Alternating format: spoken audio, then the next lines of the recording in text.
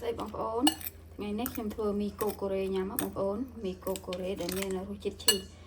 ខ្ញុំបានស្រោះទឹកក្តៅហើយឥឡូវខ្ញុំបានដាក់គ្រឿងទេសរបស់មីកូកហ្នឹងណាមីហ្នឹងហឹលហើយយើងមិនសូវចូលចិត្តហឹលទេយើងកុំដាក់គ្រឿងទេសហ្នឹងហឹលពេកយើងដាក់តែបន្តិចទៅបានហើយបើសួរខ្ញុំថាអូមីកូកហ្នឹងហឹលកម្រិតប៉ុន្មាន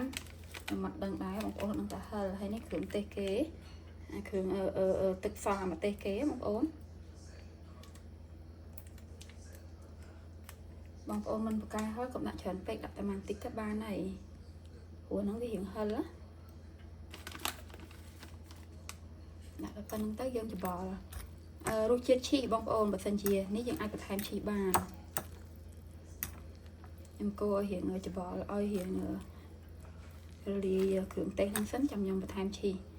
យើងមានពីរប្រភេទបងប្អូនអាចប្រើឈីប្រទេសក៏បានឈី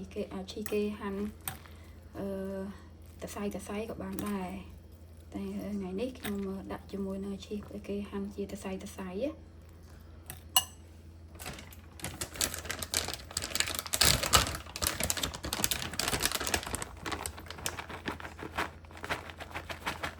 ែមទៅឲ្យឈ្ងុយឲ្យវាឈីគ្រីមីប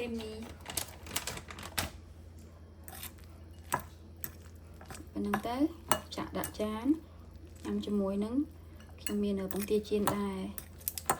កូរច្បល់ឲ្យវាបន្តិចទៅបើបងប្អូនបកែហឹលបងប្អូនដាក់ច្រើនតិចណាបងប្អូនណានេះប៉ុណ្្នឹងទៅរួចរាល់ហើយដាក់ចានជាមួយនឹងពងទាចៀន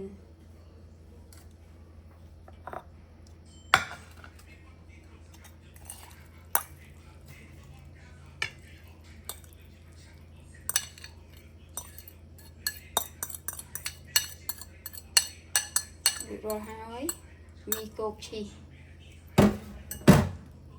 មានពងទាចៀន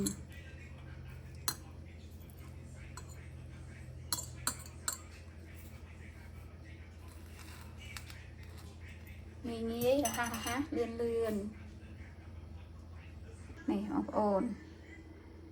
មីកូកឈីហើយខ្ញុំបានបន្ថែមនៅឈីនេះបងប្អូនណាខ្ញុំប្រើឈីនេះឯងឈីយើងញ៉ាំមួយសាឡាត់ហើយបើសិនជាបងប្អូនមិនចូលចិត្តហឹលខ្លាំងពេកទៅបងប្អូនដាក់ម្ទេសនឹងបន្តិចបានហើយព្រោះម្ទេសនឹងរៀងហឹលណាហើយមីកូរ៉េខ្ញុំប្រើម៉ាក់នេះបងប្អូននេះរសជាតិឈីប៊ូដាក់ហើយរសជាតិសាច់មាន់ហើយមានឈីគ្រីមីអញ្ចឹងណាបងប្អូនរហ័សលឿនរួចរាល់ហើយ